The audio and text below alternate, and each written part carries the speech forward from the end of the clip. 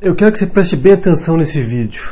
Em Cuba só tem 3 coisas que funcionam. É a segurança, é a educação e exatamente a saúde. Aí você juntou 2, que é o ensino de medicina. É isso que atrai, é barato e funciona. A saúde de Cuba, mesmo sem recursos, continua funcionando. Segundo o Ricardo Amorim, economista que faz comentários no programa Manhattan Connection, só tem 3 coisas que funcionam em Cuba: segurança, educação e saúde. Só 3 coisas. Curiosamente, 3 coisas que não funcionam no Brasil, né? Só para você ter uma noção em relação à educação, Cuba tem os menores índices de analfabetismo da região, é praticamente inexistente no país. Em 98, a Unesco fez um teste em toda a América Latina e o país ficou em primeiro lugar nesse teste, mesmo sendo um dos mais pobres.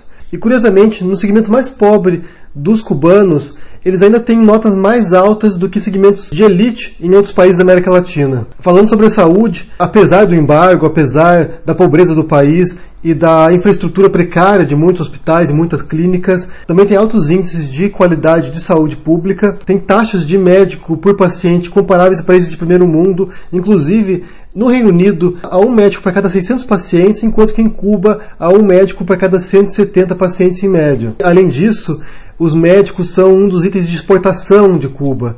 Eles enviam médicos para o mundo inteiro, há mais de 50 mil médicos cubanos pelo mundo, e isso serve de moeda de troca para o governo cubano. Eles enviaram médicos para a Venezuela em troca de petróleo. Então é uma maneira que eles têm para negociar, de certo modo, com países superando, em parte, o embargo econômico. É claro que o salário dos médicos cubanos lá, assim como o salário de todos os outros cubanos, é baixíssimo. Eles ganham em torno de $50 por mês, sendo que, trabalhando fora, trabalhando em outros países, eles podem ganhar até $1.000 por mês, sendo que parte desse dinheiro é devolvido para o governo cubano.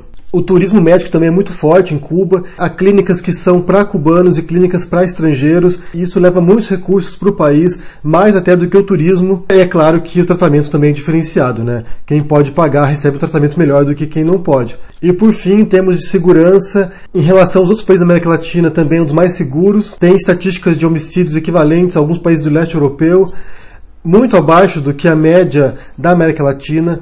Para você ter uma ideia, a média para cada 100 mil habitantes é de 5 homicídios, enquanto que no Brasil, por exemplo, é de 29,5. De fato, esses 3 fatores aí, né, segurança, saúde e educação, são essenciais numa sociedade.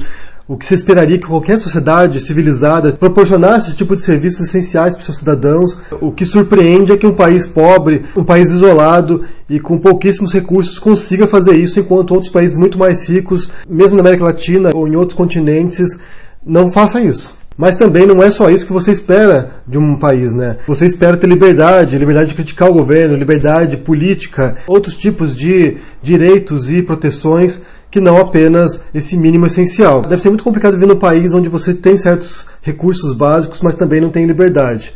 Então, nesse sentido, embora Cuba seja um modelo limitado dentro dos seus recursos mesmo, por outro lado, tem um grande percurso adiante ainda para permitir com que seus cidadãos sejam livres. Nesse sentido, o modelo europeu funciona muito melhor, porque une o estado de bem-estar social com as liberdades que a gente espera em sociedades democráticas. Isso até em países que são mais pobres na Europa, como Espanha, Portugal ou Itália, você encontra ainda certas proteções também para os seus cidadãos que são o mínimo de dignidade que você espera. Mas para mim foi muito engraçado esse comentário do Ricardo Amorim, como se esses 3 aspectos fossem negligíveis, como se não fossem nada. Como eu disse, é surpreendente que um país tão pobre, tão isolado, consiga esse tipo de coisa, apesar de tudo. E talvez seja um exemplo de, se eles conseguem, se eles podem fazer isso, por que nós no Brasil não podemos? O que está de errado ali que não se faz isso no Brasil? Eu quero saber o que vocês pensam sobre isso. O que vocês consideram que são os recursos, os serviços básicos que deveriam ser fornecidos ao cidadão? O que é o mínimo que a gente precisa para poder ter dignidade? Deixa no comentário aqui embaixo, deixa o joinha, assina o canal e a gente se vê por aí. Abraço e até mais. Tchau.